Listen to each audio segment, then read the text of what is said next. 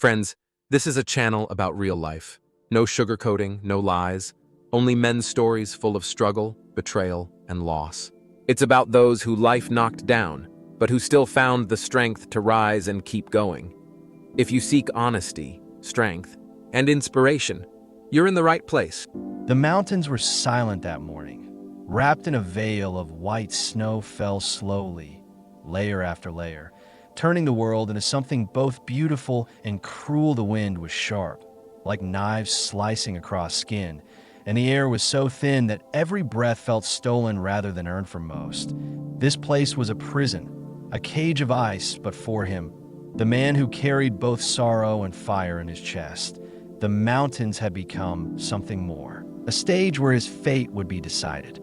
His name was Ethan, though few now called him that. In his village, in the valley far below, they whispered other names: traitor, liar, coward, words that were heavier than any snowstorm, words that cut deeper than frost. He had once been celebrated, once carried the respect of men and the admiration of women. His family had believed in him, his friends had followed him, but that was before the day of betrayal.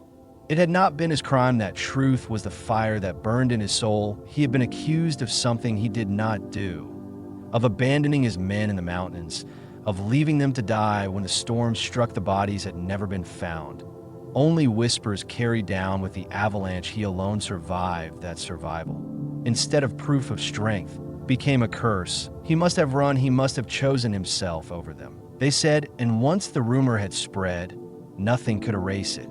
The memory haunted him like the icy wind. He could still hear the screams of his companions swallowed by the storm, still see the desperate flashes of their torches before the snow buried them forever. He had fought, he had shouted, he had dug until his hands bled, but the mountain was stronger. And yet when he returned alone, battered and half dead, no one saw his fight. They saw only the emptiness behind him, and in that emptiness, they painted him guilty. Now Ethan walked alone, far from the valley, deeper into the wild ranges where no man dared build his home. Each step crunched against the endless ice. Each night, he built a fire with trembling hands. Watching the sparks rise against the black sky, he lived in exile, not by chains or bars, but by shame and injustice. But exile does not break every man some reforges. In those long nights, Ethan thought not only of the betrayal, but of what it meant. He thought of the life he had lost, his wife's warm smile, his son's laughter, the feeling of being trusted, all of it gone, not by his mistake, but by the weight of false judgment. He could let it kill him, or he could climb higher, walk deeper, and find a truth that no lie could bury. The mountains had taken his friends, but they also hid his answers somewhere beyond these ridges. There were places even the villagers did not know, ruins of old travelers, forgotten paths, maybe even the remains of the men he was accused of abandoning. Ethan felt it like a pull in his chest. If he could find proof, if he could uncover the truth hidden beneath the snow, he could return not as a beggar, but as a man reborn. Days turned to weeks, his body hardened, his beard grew long, and the frost no longer pierced him as it once had hunger gnawed at him. But he learned to snare what little life moved in that frozen wasteland. Thirst nearly killed him, but he found ways to melt snow, to catch the water dripping from icicles. Slowly, painfully, he was becoming something else. Not the villager they spat upon, not the leader they had once praised, but a survivor. And then, one night, beneath a sky torn with northern lights, he saw it far away, half buried in the snow. A shadow of wood and stone. It was not natural, it was not a tree, not a rock, it was something built by men. Long ago, his heart pounded as he trudged closer, his legs heavy as lead. When he reached it, he realized it was the remnants of a cabin, its roof caved in, its walls blackened with the scars of fire. Inside, among the ruins, he found bones, not fresh, not his companions, but ancient travelers who had died long before him. On the wall, faintly preserved under ice, were carvings, strange symbols, like maps of mountains no villager had ever drawn. He traced them with numb fingers, and though he could not yet understand, he knew this. He was not the first to be tested by these peaks, and he would not be the last. That night, as the aurora danced. Ethan swore to himself that he would uncover the truth of both the mountain and his past. He would not die a traitor. He would rise as a man who faced the storm and proved himself stronger. The wind howled outside the ruined cabin, but Ethan no longer feared it for the first time in months. He felt not like a man running from shame, but a man chasing destiny.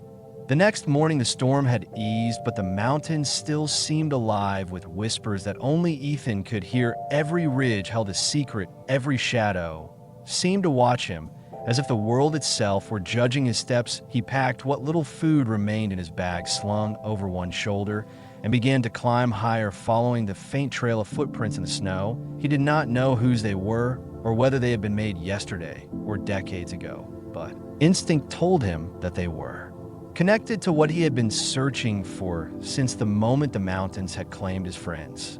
Hours passed, and the sun rose pale and weak over the peaks, turning the snow into a blinding white. See, Ethan's eyes burned from the reflection, and yet he could not stop. The wind whipped his face and drove ice into his bones. Yet he welcomed it, for it reminded him that he was alive, that he could still feel, and that survival required not just strength but endurance. He thought of Sarah and the children he had once held close before the storm and betrayal had severed those bonds. They were memories, now flickers of warmth in a frozen world. But even memories had power. They pushed him forward into the unknown. By midday, he stumbled upon an old trail hidden beneath a ridge. The snow had almost erased it completely, but the faint marks of human passage were still visible. He followed the trail and found an abandoned cabin half buried in ice. The door hung crooked from its hinges, and the windows were darked over with frost. Yet from somewhere within it seemed to exude a warmth, a flicker of something alive. He hesitated, the lessons of caution drilled into him from years in the wild, warning him not to enter yet. Something deeper than fear pulled him forward, the voice of destiny. He told himself, the voice of what had been denied to him. Inside the cabin, it was darker than he expected, yet the smell of charred wood and old smoke clung to the air. As he stepped across the threshold, his boots left faint prints in the dust. He ran his hand over the walls and discovered old etchings, lines, and symbols that told stories, long forgotten travelers lost to the mountain, legends of creatures that prowled beneath the snow, the whispers of men who had disappeared without a trace. Each symbol seemed to vibrate with a hidden energy. Ethan felt it pressing into his mind, making his head swim and his heart race. He sat down on the broken floorboards, trying to catch his breath, yet sleep refused him, even as exhaustion threatened to take him. Hours became days inside the cabin. He survived on what he could salvage from broken crates and melting snow. He explored every corner, finding old journals, maps, and fragments of lives left behind. He pieced together stories of other men who had come seeking fortune, glory, or refuge, only to vanish into the same storm that had claimed his friends. These men had left warnings carved into walls and scribbled in books. Ethan read each word, absorbing the fear and determination of those who had tried before him. He began to understand that the mountains were testing more than body. They tested mind, courage, and conviction. He began marking his own notes on the walls, making plans for the path ahead, understanding that he could not simply survive. He had to confront the truths buried beneath the ice. On the fourth day, he heard something that made him freeze. The wind shifted and carried a faint sound, a voice calling from far below the ridges. His heart leapt. Was it Sarah or Mark or Lily? Had they followed him somehow, or were they trapped somewhere unseen? He shouted back, his voice breaking through the hollow cabins and across the frozen hills, but only the echo returned. He pressed on nevertheless, every fiber of his being straining toward the sound through snowdrifts deeper than he could have imagined. He clawed his way forward, slipping and falling, yet rising again. The voice faded and returned in cycles, sometimes near, sometimes impossibly distant. He realized that whatever called him was not bound by ordinary reality, and that to answer it, he must abandon all sense of normalcy. That night, the sky erupted in pale greens, and blue's northern lights dancing like ethereal phantoms across the horizon. The snow around the cabin seemed to glow faintly, reflecting the shifting colors. Ethan watched transfixed and felt a strange calm settle over him. Despite the terror, exhaustion, and the constant threat of the storm, he felt something he had not felt in months, a sense of purpose, a clarity that came from understanding that his path was his own alone. He did not know what awaited him tomorrow, but he knew that whatever lay ahead, it would not break him as the lies of men had tried to do. He was not a traitor. He was not weak. He was a survivor, and every step through snow and shadow affirmed that truth. The storm had returned with a fury unlike anything Ethan had faced before. Snow whipped across the ridges in sharp waves, obscuring every landmark and turning familiar paths into a maze of white. He had learned to read the mountains, to understand their moods, but this was something else, something alive that shifted and twisted the snow around him, hiding dangers that lurked beneath the surface. The cold burned into his lungs, and he felt the sting of frostbite creeping into his fingers, yet he pressed on, driven by a force he did not fully understand. Through the night, he stumbled upon a narrow ravine. The wind howled through it like the cries of lost souls, and the snow formed shapes that seemed almost deliberate. He thought he saw shadows moving against the walls of ice and rock, and for a moment he feared he had lost his mind. Yet every instinct told him that what he saw was real, that something in the mountains was aware of him, watching, testing his resolve. He climbed the jagged edges, slowly, carefully, using every ounce of strength to stay upright. He felt exhaustion like a weight pressing on his chest, yet he could not stop, not when he was so close to answers that might restore his life and clear his name. When he reached the top of the ravine, he saw it through the swirling snow, a structure half buried in ice and frost, an old observatory built generations ago to study the peaks and the stars. Its roof was caved in and windows shattered, but from within came a faint light, flickering almost as if alive. Ethan approached cautiously, his boots sinking into deep snow. He heard a faint whispering voice calling his name, or perhaps it was the wind mimicking the sound. He paused and considered turning back, but something in his heart refused. He had survived too much, endured too many injustices to turn away now. Inside the observatory, it was warmer than the outside. Though still bitterly cold, a fire had long gone out, but embers remained glowing faintly. He explored the circular room, examining charts, telescopes, and broken furniture. Discovered symbols etched into the walls, ancient writing. He could not decipher at first, but as he traced the lines with his fingers, they began to form images of men and women walking the peaks of the mountains, facing storms, wolves, avalanches, and strange creatures that seemed to shift shape in the snow. He realized that this place had been a refuge and a prison for generations, that those who came seeking answers often disappeared, leaving only their marks on the walls. That night, the wind roared like a living thing. The northern lights danced wildly across the sky, and Ethan huddled in a corner, studying the maps and journals. He read of travelers who had vanished and of strange occurrences no ordinary man could explain. He felt the presence of something watching him, guiding him, testing his courage and patience. He realized that the mountains were alive, not just in snow and stone, but in memory and fear in the stories passed down through generations. Each step he had taken had led him here, to this nexus of mystery and revelation.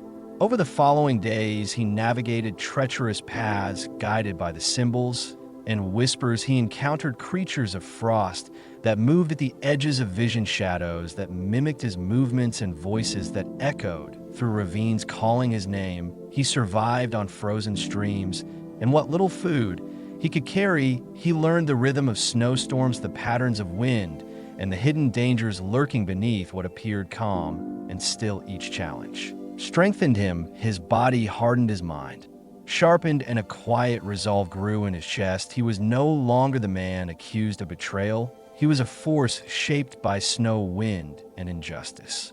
On the seventh day, he discovered a hidden chamber beneath the observatory, carved into the rock. Its entrance was narrow, and the air within smelled of ice and stone. He crawled inside, and found relics of those who had come before, old journals, fragmented maps, and symbols etched in blood and ink. He read their words carefully, each telling of trials faced in the mountains and the test of character required to survive. Some had failed, some had succeeded. But all had been changed forever. Ethan realized that his journey was not just to survive the storm or prove his innocence, but to confront the essence of courage and fear itself, to emerge not broken, but tempered by the mountain. As night fell on the seventh day, the storm outside intensified. Lightning flashed across the peaks, illuminating the observatory in harsh white light.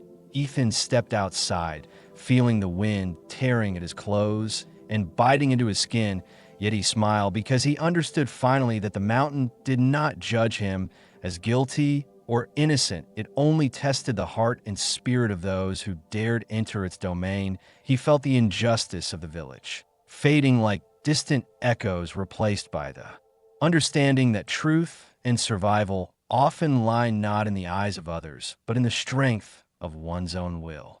Ethan knew that what lay ahead could not be faced half-heartedly. The mountains had tested him for weeks, and now he felt the weight of all his choices pressing on him. Each ridge seemed taller, each snowdrift deeper, and every shadow heavier than before. Yet he stepped forward because he understood the storm was not merely outside. It was inside him. The fear, guilt, and anger he had carried all his life were no longer his chains. They were his tools. He had learned to harness them to move faster, climb higher, endure longer. The observatory had revealed its secrets, but the mountains held more. Their peaks twisted impossibly in the distance like frozen waves, and the wind carried voices not always human, warning or guiding him. He could not tell, yet he trusted his instincts. Every step was deliberate and cautious. He slid across ice cliffs, clung to sheer walls of snow, and navigated frozen ravines that seemed endless. Each night, he lit small fires in caves or behind ridges, using the smoke to keep track of his path and to ward off what he could not see. The stars above were his map, and the northern lights his signal that he was moving in the right direction.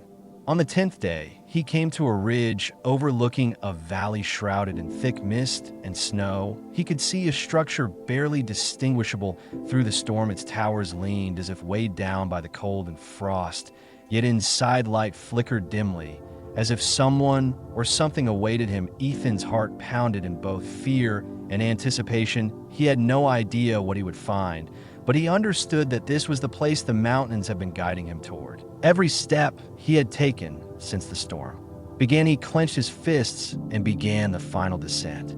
The path was treacherous. Jagged rocks protruded from snowbanks, and avalanches threatened at every turn. He moved cautiously, yet with purpose. He remembered the lies that had branded him a traitor, the village that had turned its back, and the family he had loved, but could not protect. His anger and sorrow fueled each movement, giving him strength beyond normal endurance. He was no longer simply surviving. He was confronting the forces that had sought to break him.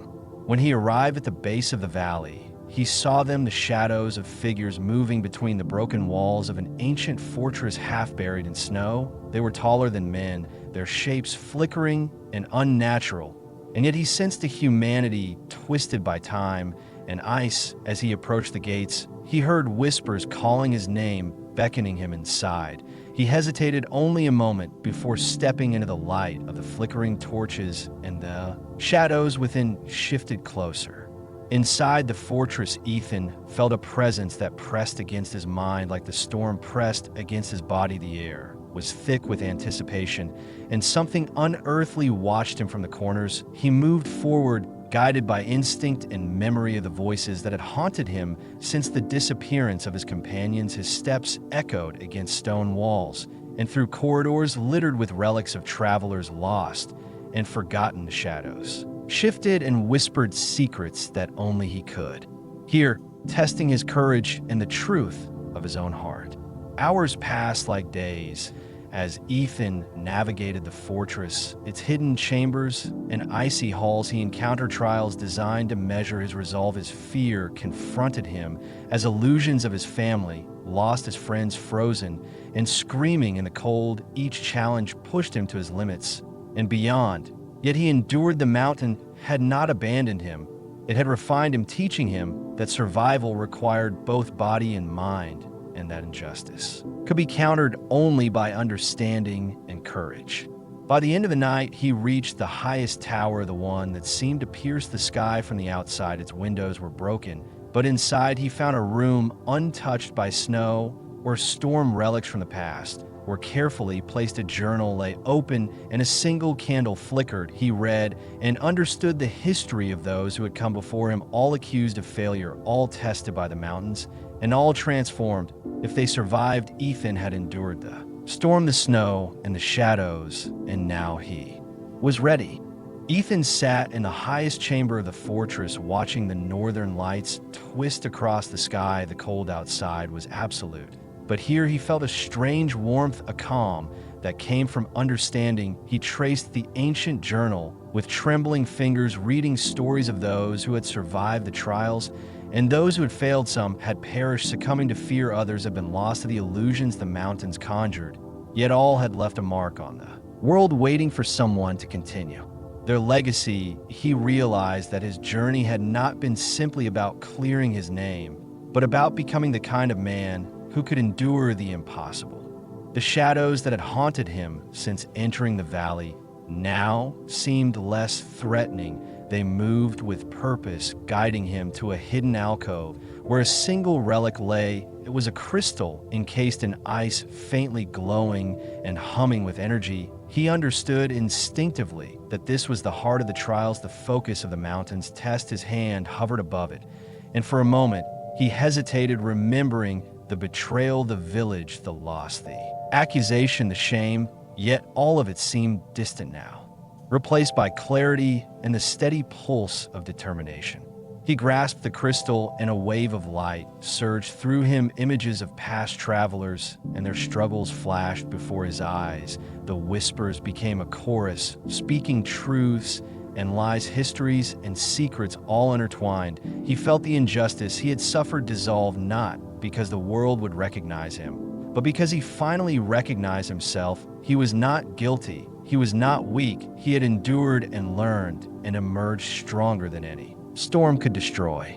The journey back through the fortress was both familiar and new. The shadows now seemed to salute him, moving aside as he passed through halls and corridors. He felt the wind of the mountains following him, guiding him down the ridges. The snow was still fierce, yet he no longer feared it. Each step was measured, sure, confident. The valley spread before him as dawn broke, pale sunlight reflecting off endless snow and ice. He felt a connection to everything around him: the mountains, the storms, the lost travelers, and the spirit of survival that had always existed here.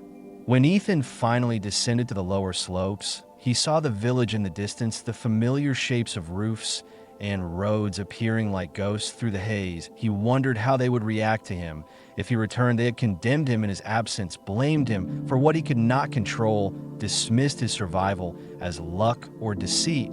Yet he understood something crucial now: the truth did not require their recognition. It existed regardless of their judgment, and he carried it in every scar, every frozen breath, every step across the peaks. Back in his home, he saw Sarah, Mark, and Lily waiting, unsure, fearful, yet hopeful. Ethan embraced them tightly, feeling the warmth of family. His heart swelled, not with vengeance, but with understanding. He had survived the mountains, confronted the lies, endured the storms, and returned stronger, wiser, and unbroken. He had discovered that the world might not always believe or reward justice, but the mountains had taught him that true courage and resilience were measured not by others, but by oneself. As night fell over the village and the first stars appeared, Ethan stood at the edge of the ridge, looking back at the peaks. They were silent, once more, yet alive in his memory. He felt gratitude and reverence, not for revenge or recognition, but for the trials that had forged him into a man beyond fear, beyond shame, and beyond the reach of false judgment. The mountains had given him their ultimate gift: insight and the unshakable knowledge that he had survived the impossible and returned whole. The wind whispered across the snow, carrying the echoes of the lost, the whispers of the mountain. and the pulse of life itself, Ethan closed his eyes, breathed deeply, and for the first time in months felt complete, not because the village believed him, but because he had faced everything alone and emerged victorious. The night was quiet, the stars endless, and the mountains eternal, and Ethan knew that he would carry their lessons with him always.